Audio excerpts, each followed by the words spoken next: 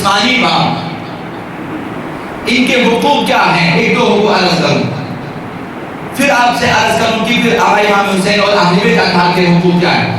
جو خداوند متعال نے مشکل فرما دی ہے، حق بدل نسبیہ اطاعت ہے، اطاعت ہے، سوائے معصیت خدا کے باقی ہر عمل میں ان کی اطاعت واجب ہے۔ جو بھی بیٹا بیٹی قدرت رکھتا ہو کسی کام پر اور اس میں خدا کی نافرمانی نہ ہو، وہ اطاعت جو ہے اولاد پہ واجب ہے۔ یہ اہل بیت نے بیان فرمایا۔ آقا امیر المومنین نے فرمایا کہ فحق الوالد علی الولد، باپ کا حق، یہ جو ہمارے نسبی باپ ہیں، جسمانی باپ، ان کا حق ہے۔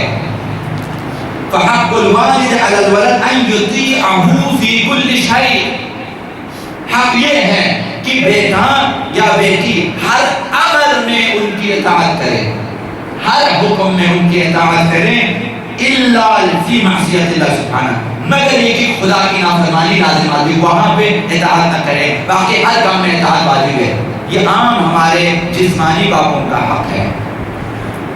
جس نے باپ کا حق ادا نہ کیا یا مثلا ماں کا حق ادا نہ کیا،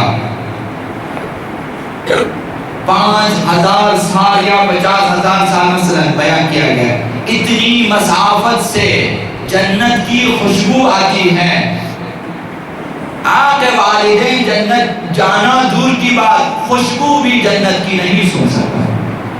یہ جسمانی باپوں کے لیے۔ پھر اندازہ کریں اداداران حقیقی، پھر امام کا حق ہماری گردنوں پہ کس حد تک ہے۔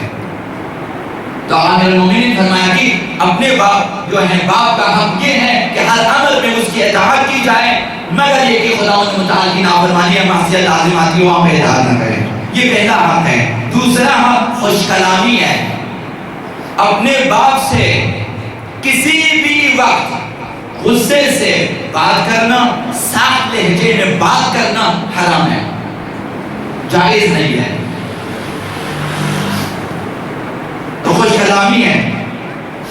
فرمایا کہ فلا تقل لہما اف، باپ کے لیے ماں کے لیے اف بھی نہ کہنا۔ تفصیل میں روایات میں بات آئی ہے کہ اگر تو حق پر ہو، ماں باپ غلطی پر ہو، تو برحق ہے، وہ غلطی پر ہے، پھر بھی وہ تم سے ناراض ہو جائے، غصہ کرے، تمہیں مارے، پھر بھی تمہیں اف کرنے کا حق نہیں ہے۔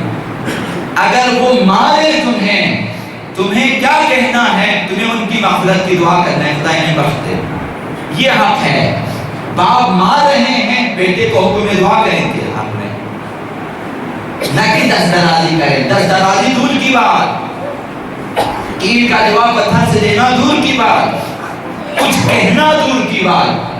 خداوند متعال نے حکم دیا فلا تقل لہما اف، اف تک نہ کرنا، اف بھی نہ کرنا۔ وہ مار رہے ہیں، آپ کو اف کرنے کی اجازت نہیں ہے، بلکہ دعا دیں، یہ دوسرا حق۔ تیسرا حق ہمارے جسمانی باپوں کا تواضع، فروتنی، خاکساری، واجب ہے، یہ واجب ہے، لازم ہے۔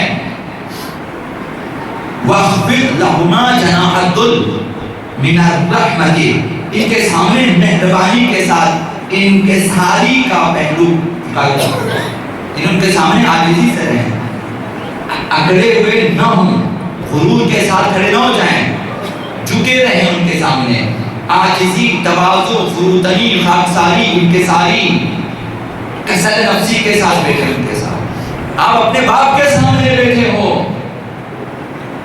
تو واجب ہے، لازم ہے کہ انکساری کے ساتھ بیٹھے۔ اس قدر احترام، یہ تیسرا حق ہے۔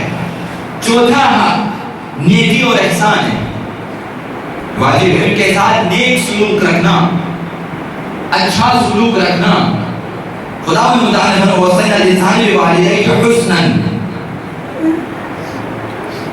ہم نے وصیت کی ہے، ہم نے تاکید، خداوند فرمایا ہم نے تاکید کی ہے، انسان کو یہ تاکید کی ہے کہ بوالدیہ حسنا، اپنے ماں باپ کے ساتھ حسن سلوک رکھنا ہے۔ یہ ہمارے باپوں کا حق ہے، ماؤں کا حق ہے، یہ جو جسمانی ماں باپ ہے ان کا حق ہے۔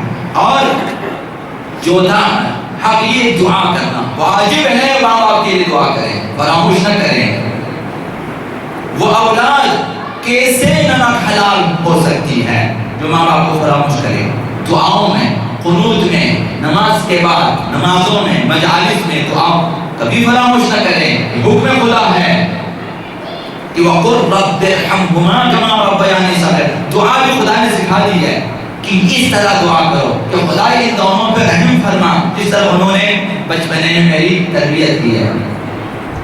جب میں چھوٹا تھا، شیرخوار تھا، بچہ تھا، انہوں نے میری تربیت کی ہے، دیکھ بھال کی ہے، پروان چڑھایا ہے مجھے، ان پہ رحم فرما، یہ دعا واجب ہے۔